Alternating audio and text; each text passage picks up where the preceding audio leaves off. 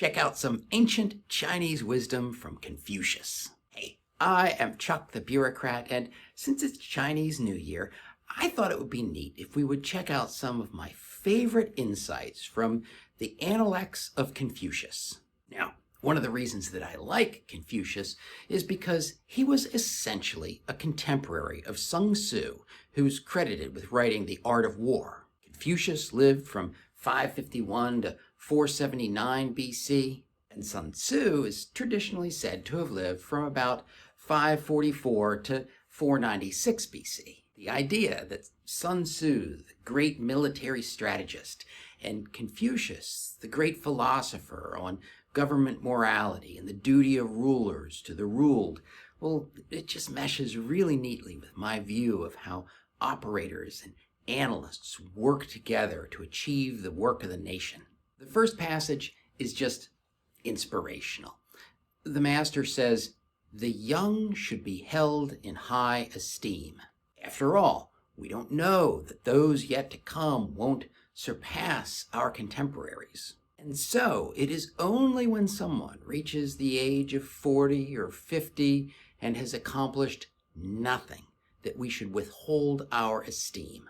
What I like about that is that Confucius gives 30-somethings of the world room to grow. I mean, a lot of people will talk about, kids these days. But you don't know. Some of those 35-year-olds, they are just getting started, and there is no limit to what you are going to accomplish. All right, in the next passage, one of Confucius's students is asking about exemplary persons.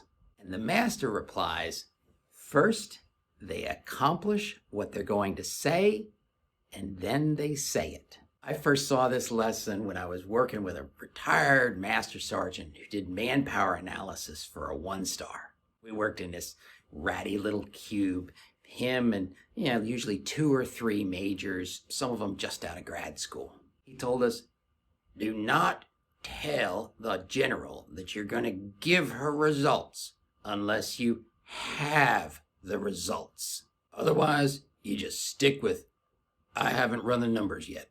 Because if you overpromise, you will eventually destroy your credibility." And then the last passage has another student asking Confucius how they should treat friends. And I'm paraphrasing a bit here, but the master says, "An exemplary person conducts themselves in a manner that attracts people of high quality. If you have friends from before and they're of good character, then simply treat them the way that you would treat anybody of high quality. But if your friends are not of high quality, if their behavior disgraces you, then the fact that you were friends once upon a time entitles them to nothing from you. What's more, if your friends abandon you because you refuse to give them preferential treatment, well, you're just going to attract new friends because of the exemplary character that you are." I find it comforting that while we may live in a frustrating and bureaucratic world, it is also an ancient world with time-tested ways to improve our quality of life and guide our actions.